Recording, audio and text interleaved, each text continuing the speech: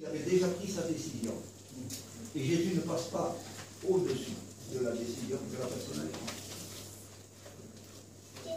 On peut être dans la réunion et décider non, je ne marcherai pas avec Jésus. Et quand il y a un appel, le premier à lever la main. Mais ils ont déjà décidé. Ils ont déjà décidé et Jésus respecte. Jésus ne force personne.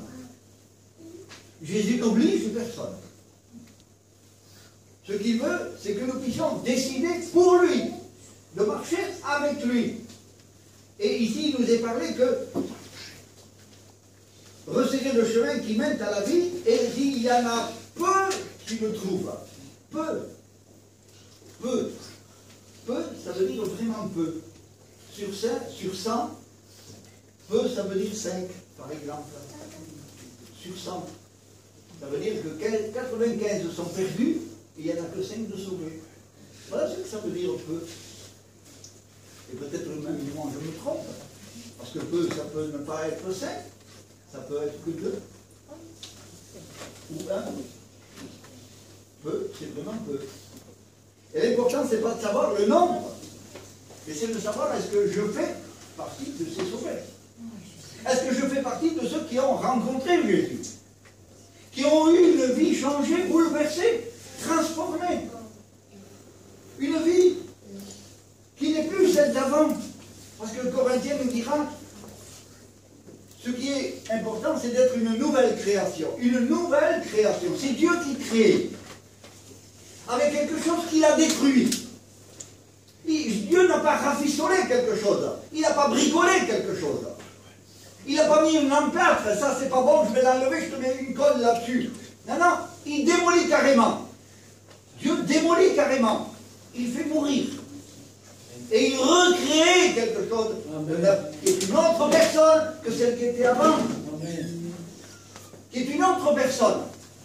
Donc, avec une autre mentalité, une autre pensée, une autre manière d'agir, qui n'est plus du tout la même que celle d'avant quand il était païen. Avant, quand il était païen, il pensait au plaisir des choses du monde. Mais là, quelqu'un qui est recréé, parce qu'il est recréé dans le domaine de divin, parce qu'il y a quelque chose en lui qui est de Dieu, parce qu'il est à l'image de Dieu. Il y a du divin en lui, puisqu'il a l'esprit de Dieu en lui. Il a l'esprit de Dieu en lui. Donc c'est une personne qui est totalement changée, transformée. Par son comportement, on le remarque que c'est une personne qui a été changée. Pour montrer quelque chose de grand. Regardez par exemple la croix poignard. Mickey Cruz. Mickey Cruz, c'est un voyou. C'est un bandit, c'est quelqu'un qui a tué, qui vendait de la drogue et qui a fait des dégâts en pagaille. Quand il s'est converti, il a tout laissé tomber tout ça et il est devenu une nouvelle création marcher avec Dieu. C'était plus le même garçon. Aujourd'hui, il est missionnaire. Il va dans le monde entier. C'est plus le même garçon. Il a été changé du fond, de l'intérieur, vers l'extérieur. Ça n'a plus jamais été le même. Quand on a la vie de Dieu, parce que c'est Dieu qui donne la vie, on ne peut pas se la fabriquer, c'est pas parce que je viens à la réunion qu'automatiquement j'ai la vie de Dieu. Non, il faut que ce soit Dieu qui me le donne. Et il faut que je sois convaincu par le Saint-Esprit qu'il y a quelque chose qui ne va pas dans ma vie, que je suis un pécheur, et que ce que je mérite, c'est d'être jeté en enfer tout seul, tout simplement. Pourquoi? Parce que la loi de Dieu me condamnait. Parce que la loi me repoussait de la présence de Dieu. Et c'est pour ça que Jésus, il est venu pour mourir sur la croix. Et en mourant, il m'a amené avec lui. Ce qui veut dire que je suis mort avec lui sur la croix. Je suis mort avec lui sur la croix. Et quand Jésus est ressuscité, je suis ressuscité en nouveauté de vie, en une nouvelle manière d'agir. Tout est devenu nouveau, tout est devenu clair. Ce qui est péché, je ne veux plus plus y toucher, même pas le caresser, même pas le regarder. Parce que quand on regarde quelque chose qui n'est pas joli, c'est parce qu'on veut être attiré par cette chose-là. Parce qu'on a envie d'y toucher. Mais quand on n'appartient plus à ce système de ce monde qui est inimitié contre Dieu, fait partie de notre monde, un monde de lumière, plus de ténèbres, j'y vois clair aujourd'hui. Le diable nous a tellement aveuglés autrefois, qu'on n'y voyait pas clair, qu'on ne faisait aucune différence. Mais aujourd'hui, Dieu a ôté le voile de nos yeux. Et nous voyons clair. Ce qui est mal, c'est mal. Quoique aujourd'hui, dans le monde, le mal c'est bien et bien c'est mal. Le monde, il est à l'envers aujourd'hui. Et comme je ne fais plus partie de ce système, je ne suis plus d'accord avec ce système-là. Et je ne me comporte pas avec ce système-là. Je vis d'une manière différente. Je suis encore, comme on dit sur l'ordinateur, en connexion directe avec le ciel. Connexion directe avec le ciel. Plus avec le monde, le diable, mais avec Jésus. Et quand j'ai besoin de faire quelque chose, je demande à Jésus, est-ce que je peux aller là-bas? Est-ce que je peux faire ceci? C'est ça, être connecté. Si je ne demande jamais rien à personne, et surtout pas à Dieu, c'est que je suis encore le patron. Et si je suis encore le patron, c'est que je suis de l'autre côté, dans les ténèbres encore.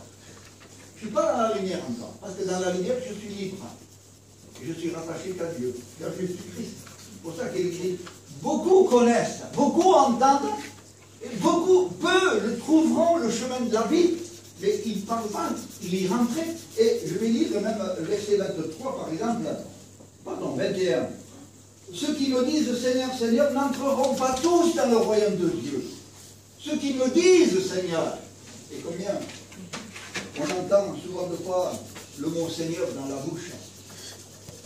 Et ce qui me chagrine, c'est même pire que ça, ce qui me révolte, c'est que quand j'entends des chrétiens jurer, je m'explique, comme dit Ortega, m'explique. Devant Dieu que c'est vrai. La Bible dit, c'est jurer ça. Même si toi tu ne crois pas, tu ne comprends pas ça. Oui, mais pour moi, c'est pas comme ça. Mais pour Dieu, c'est comme ça. Tu ne prononceras pas le nom du Seigneur en vain. Et ça, c'est prononcer le nom du Seigneur en vain. Tu ne dois pas le faire. En le faisant, tu te révoltes contre Dieu. C'est grave. Un chrétien ne peut pas se révolter contre Dieu. Il a changé de vie. Il ne vit plus de cette manière-là. Si avant il était un lion, un tigre, ou un léopard, ou tout ce que tu veux, mais quand il est passé dans les mains du Seigneur, il a été changé, transformé, il est devenu un agneau. Il est devenu un agneau. Et un agneau, tu lui donnes un coup de pied, il ne te mordra pas. Moi j'ai un petit chien, tu lui donnes un coup de pied, il te mord. Parce qu'il se défend. Mais un agneau, ça ne se défend plus. Ça ne se défend plus. Parce qu'il a la nature de Jésus. Il a la nature de Jésus. Est-ce que vous avez vu, est-ce que vous avez lu dans les évangiles, Matthieu, Marc, Luc et Jean, où Jésus s'est défendu? Nulle part c'est écrit. Et pourquoi tu te défends? Si tu te défends, c'est parce que tu n'as pas la nature de Dieu. Je ne dis pas que tu es perdu, attention. Je dis que tu n'as pas encore la nature de Dieu. Tu es peut-être sur le chemin. Et tu as besoin d'une réelle conversion à l'intérieur de ta vie, une transformation que seul Dieu peut amener. Si tu ne passes pas dans les mains de Dieu, tu ne peux pas en sortir quelque chose de glorieux.